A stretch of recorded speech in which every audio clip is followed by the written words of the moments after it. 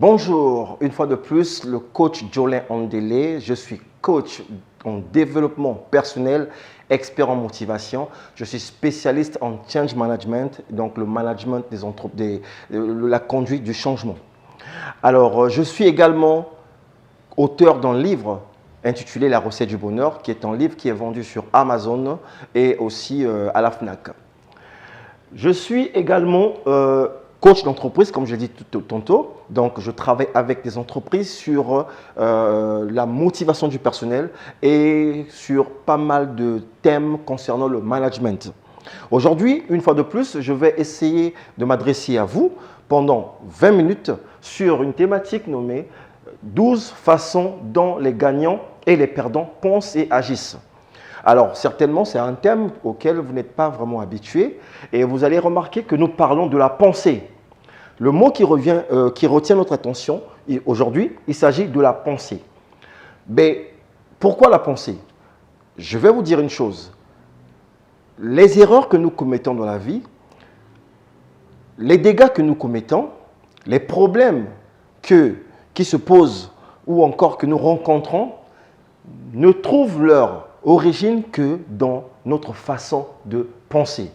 C'est-à-dire, l'être humain n'est que le résultat de ses pensées. Alors, cela m'a emmené à faire une petite étude de comprendre comment les gagnants, donc ceux qui réussissent, pensent et agissent, et comment les perdants pensent et agissent.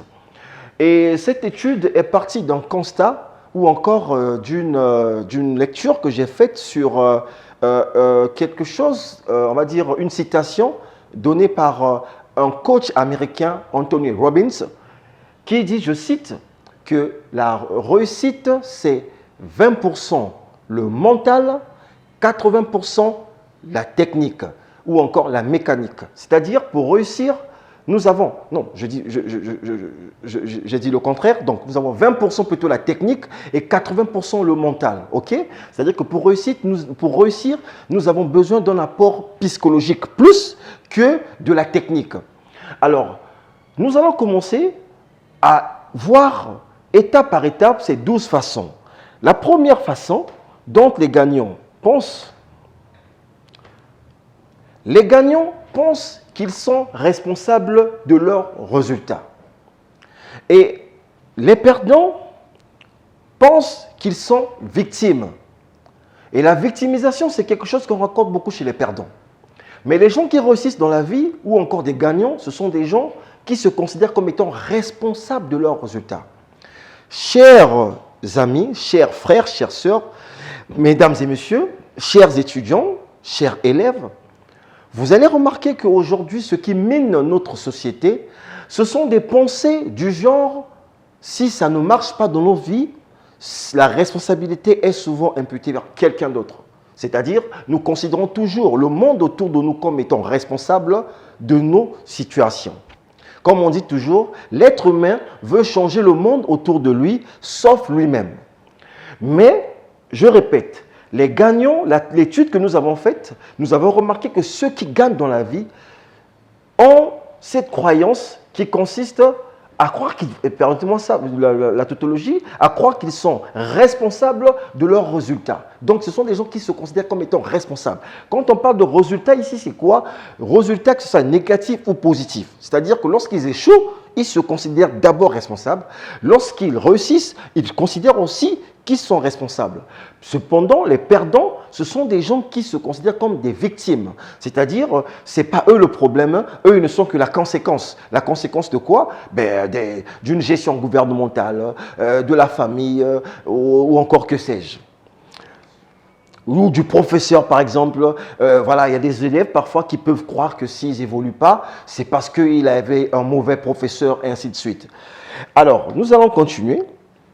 La deuxième façon de penser, les gagnants jouent pour gagner. Les perdants jouent pour ne pas perdre. Ça fait toute la différence. Les gagnants jouent pour gagner. C'est-à-dire quoi? Pour comprendre mieux cette différence, je prends l'exemple d'une personne à qui on remet de l'argent.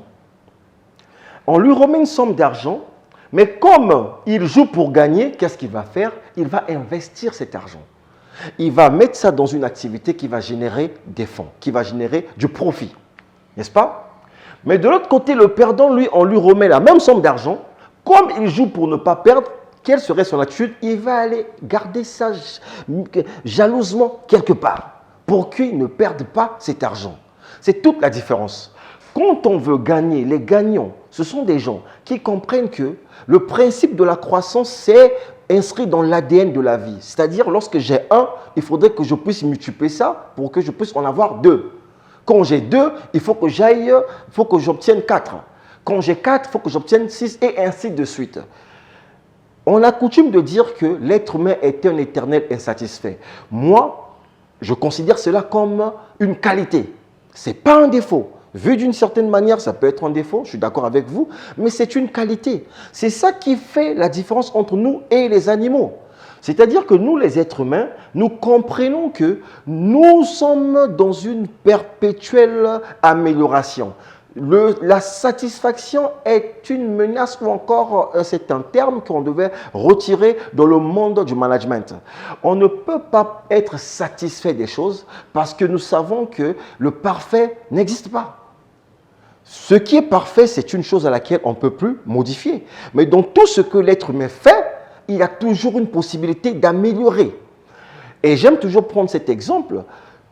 Dans les années 80, et lorsque, voilà, c'est une époque où nous, on venait de naître, dans les années 79, par là, on avait tous des écrans noir et blanc dans nos maisons. Mais c'était la joie. Celui qui avait un écran noir et blanc était très content de posséder ce genre d'écran chez lui. Mais les fabricants de postes téléviseurs qui comprennent qu'on doit toujours évoluer, qu'est-ce qu'ils ont fait? Nous sommes passés de l'écran noir et blanc à l'écran en couleur, des écrans cathodiques. Aujourd'hui, quand je présente ce type d'écran à mes enfants, ils se demandent, mais c'est quoi cette boîte? Parce qu'aujourd'hui, nous ne sommes plus dans ce monde de téléviseurs, nous sommes passés à l'écran plat. Mais vous allez me dire, aujourd'hui, tous ceux qui ont des écrans plats chez eux à la maison sont contents de cet appareil. Mais vous allez me dire que dans 10 ans, on restera qu'avec cet écran. Non, on est déjà en train de penser à un autre type d'écran. Ça veut dire quoi? C'est ça, les gagnants qui jouent pour gagner. Jouer pour gagner veut dire que nous sommes dans une espèce de challenge, dans une espèce de compétition qui ne dit pas son nom, mais qui nous emmène toujours à vouloir gagner, à vouloir gagner, à vouloir gagner. Je répète, l'être humain est un éternel insatisfait. Pour moi, c'est une qualité. C'est ça qui fait que nous ne soyons jamais satisfaits de ce que nous faisons. Nous comprenons que dans tout ce qu'on fait, on doit apporter une amélioration. Troisième façon de penser. Les gagnants s'engagent pour réussir. Les perdants veulent être, excusez-moi, c'est une erreur, veulent réussir. Alors, c'est toute la différence entre prendre un engagement et vouloir quelque chose. Aujourd'hui, les jeunes, la jeunesse, si on pouvait prendre un micro-trottoir, se balader dans des rues ou encore aller dans les écoles, poser la question à un jeune, est-ce que tu veux réussir dans ta vie? La réponse, je crois que sur 10 enfants, mais tous les 10 diront que je veux réussir, je veux réussir. Mais poser la question autrement, es-tu capable de prendre un engagement, de faire le nécessaire pour réussir? Là, l'enfant va se mettre à réfléchir. Parce que s'engager à faire quelque chose est différent de vouloir la chose. Aujourd'hui, tout le monde veut faire des choses, mais peu prennent l'engagement pour le faire. L'engagement, ça revient à quoi? L'engagement, ça veut dire, par exemple, arrêter de passer son temps sur les réseaux sociaux, par exemple WhatsApp, et se focaliser sur ses études. Prendre un engagement, c'est quoi? Par exemple, comprendre que je dois aller en salle de sport parce que pour que je sois en santé, il faudrait que je fasse 3 heures de sport dans une salle. Prendre un engagement, c'est quoi? C'est par exemple décider d'emmener ses enfants dans un endroit attractif pour que les enfants, par exemple, puissent quand même bénéficier voilà, d'une culture quelconque. Ok? Prendre un engagement, c'est quoi? Prendre un engagement, c'est par exemple prendre la résolution d'arrêter avec certains types de fréquentation pour ne fréquenter que des gens qui vous emmènent vers la réussite ou encore des gens qui vous boostent, des gens positifs. Prendre un engagement, c'est quoi? C'est par exemple décider d'arrêter avec une addiction. Par exemple, d'arrêter avec de la cigarette, par exemple, d'arrêter avec l'alcool, que sais-je encore. C'est ça, prendre un engagement. Quand on prend un engagement, il est quand même important de comprendre que ce n'est pas toujours chose facile. Ça veut dire quoi? Nous sommes dans une espèce de zone de confort qui nous a conditionnés à nous comporter d'une manière, c'est-à-dire fumer de la cigarette ou encore aller avec des amis qui pensent de travers. C'est ça notre zone de confort parce qu'on se sent bien dans ces milieux. Mais lorsque on a un objectif qui est plus important que cet instant, on se rend compte que pour que j'atteigne mon objectif, il me faut adopter un type de comportement. C'est-à-dire quoi? Mais me séparer de ce genre de personnes. À ce moment-là, je décide de remplacer cette activité ou encore cette rencontre avec des amis par autre chose. Comme on dit, si vous voulez changer un comportement ou encore détruire un comportement, il faut simplement le remplacer par un autre comportement. Je vous assure que ce n'est pas facile, mais ça demande de prendre un engagement. Il ne s'agit pas de vouloir simplement, mais il est très important de s'engager. Chers étudiants, vous qui me suivez, vous êtes encore sur le banc de l'école, vous avez encore toute la vie devant vous. Cette année, votre année académique va démarrer, mais il y a des challenges auxquels vous allez faire face, mais vous devez prendre un engagement pour réussir, parce que ça demande vraiment une décision. J'aime bien raconter cette histoire pour expliquer ce que c'est qu'un engagement. Je dis toujours aux gens que je coach souvent, une personne qui me dira, coach, j'ai envie de réaliser un chiffre d'affaires, par exemple, en tout cas dans ma vie, il faudrait que j'ai 2 millions, 10 millions, peu importe, un certain montant. Alors je lui dis, qu'est-ce que tu fais tous les jours pour atteindre cela? Ah oui, je fais ceci, mais voilà, de l'autre côté, c'est difficile parce que ce que je fais, les clients achètent, ne payent pas, et ainsi de suite. Toutes ces raisons, toutes ces excuses. Alors, je lui présente maintenant une situation. Je lui dis, madame ou monsieur, si votre objectif ressemblait à si c'était par exemple une situation où vous avez votre enfant que vous aimez tant, vous l'emmenez à l'hôpital et le médecin vous dit que cet enfant est tellement malade que si vous n'apportez pas 10 millions dans les 10 jours qui viendront, l'enfant va y passer. Je vous assure, chers amis, si vous êtes parents comme moi, la manière que vous allez chercher ces 10 millions, vous ne l'avez jamais cherché auparavant. Parce qu'il s'agit de quoi? De sauver un enfant. Vous allez prendre un engagement, vous allez remuer ciel et terre, parce que la vie de votre enfant en dépend.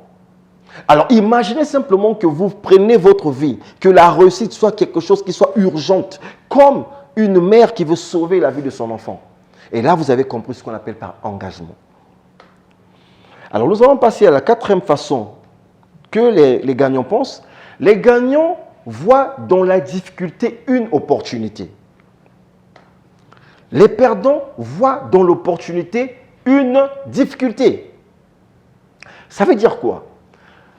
Un gagnant, c'est une personne qui rencontre les mêmes problèmes que le perdant, mais lui, lorsqu'il voit un problème, il cherche à identifier l'opportunité qui est cachée derrière le problème. Parce que dans toute situation, dans tout problème, il y a toujours le germe d'une opportunité. Prenons l'exemple de la situation que nous avons traversée pendant 2 ans, qui d'ailleurs existe encore, la Covid-19. Et lui, il existe sur Terre des gens qui se sont remplis les poches à travers cette situation.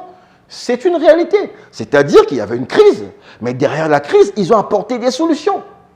Cependant, il y a eu d'autres personnes qui se sont réfugiées derrière des excuses pour ne rien faire à cause de cette situation. C'est-à-dire, ils ont vu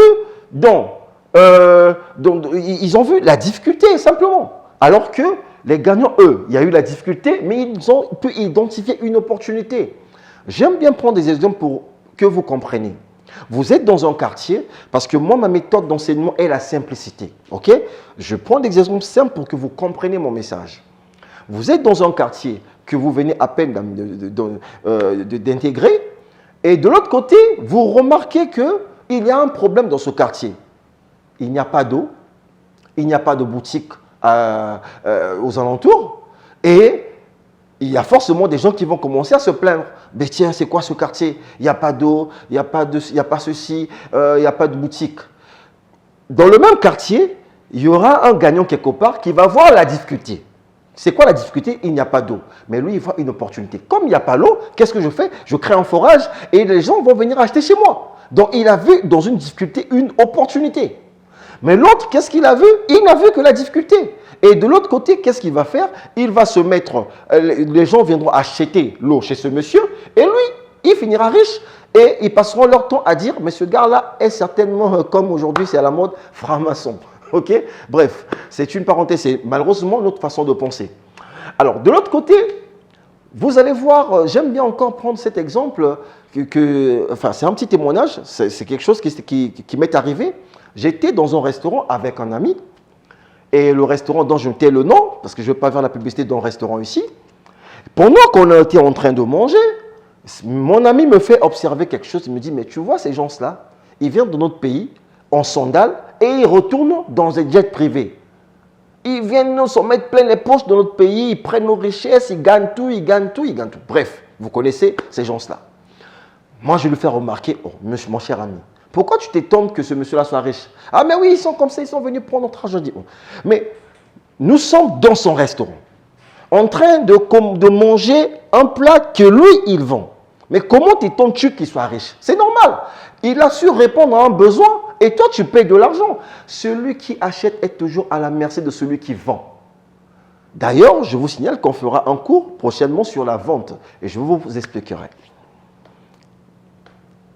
Cinquième façon dont les gagnants, dont les riches dont les perdants et les gagnants pensent.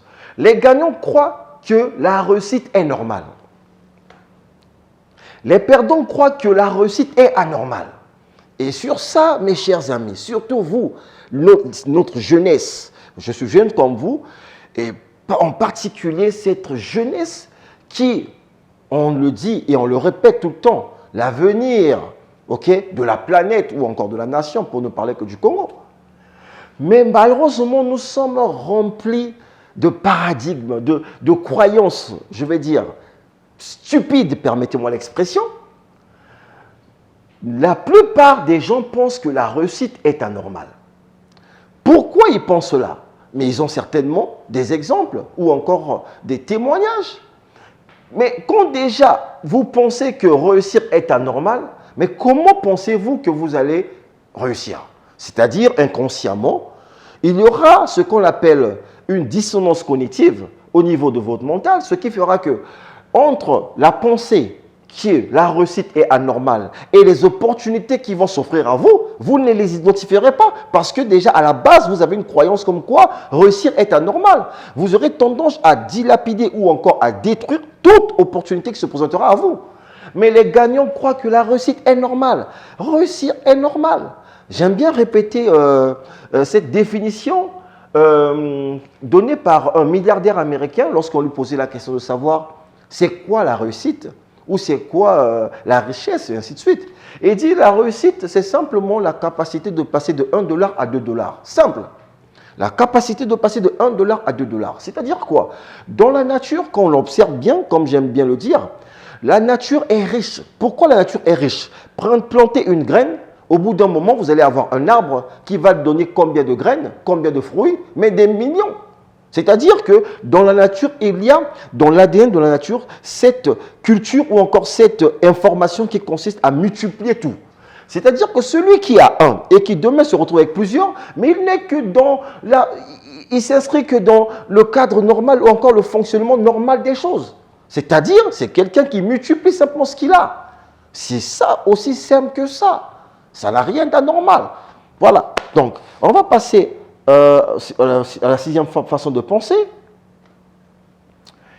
Les riches s'associent, ou encore remplacer riche par gagnant, s'associent aux gens positifs aux gens positifs qui réussissent. Par contre, vous allez voir, les pauvres ou encore les perdants s'associent à des gens négatifs qui ne réussissent pas. C'est-à-dire quoi? Le pouvoir de l'association. Dis-moi qui tu fréquentes, je te dirai qui tu es. Mais si aujourd'hui, Le mot riche ici, vous pouvez le remplacer par gagnant. Vous êtes étudiant, vous voulez réussir dans la vie, mais vous devez savoir qu'il y a un pouvoir dans l'association. Et vous devez apprendre à vous à créer des rencontres avec des gens qui pensent positivement et qui avancent. C'est comme j'aime bien dire, un exemple, vous êtes un entrepreneur, vous voulez lancer une activité et la question qui vous revient à l'esprit, c'est de savoir quelle est l'activité qui est porteur, qui donne du résultat, qui rapporte un peu plus, qui produit un peu plus de profit. Mais on va vous dire certainement, c'est le transport. Mais bizarrement, au lieu, pour vous informer sur ce qui concerne le transport, le secteur du transport, vous allez aller vers une personne qui vend le pain.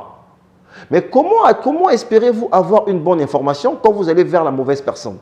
En réalité, il serait important à ce moment-là d'aller vers une personne qui fait la même chose que vous voulez faire, mais, il y a un mais, qui réussit, pas qui a échoué. Un peu à l'image d'une personne qui veut voyager, mais il ne va pas s'adresser à une personne qui a reçu des refus. Il va aller vers la personne qui a reçu un visa et qui est déjà allé. Ça s'appelle du mentoring. Vous devez aller vers des gens qui ont déjà fait ce que vous voulez faire. Alors, sur cette émission, nous avons pu étudier les 6 façons dont les gagnants et les perdants pensent. Sur les 12 que nous devons normalement voir, mais nous allons nous arrêter sur les 6. Et les 6 autres, nous allons aborder ça lors de la prochaine émission, que je vous invite d'ailleurs de suivre. Et donc, je répète, je suis le coach Jolin Ondélé, coach en développement personnel, et je tiens encore à vous remercier je remercie tous ceux qui disposent de leur temps pour suivre ces émissions de développement personnel, et je crois que cela est en train de faire du bien ou encore d'aider plus d'une personne. Et donc, je vous invite à la prochaine émission. Sur ce, portez-vous bien. Ciao.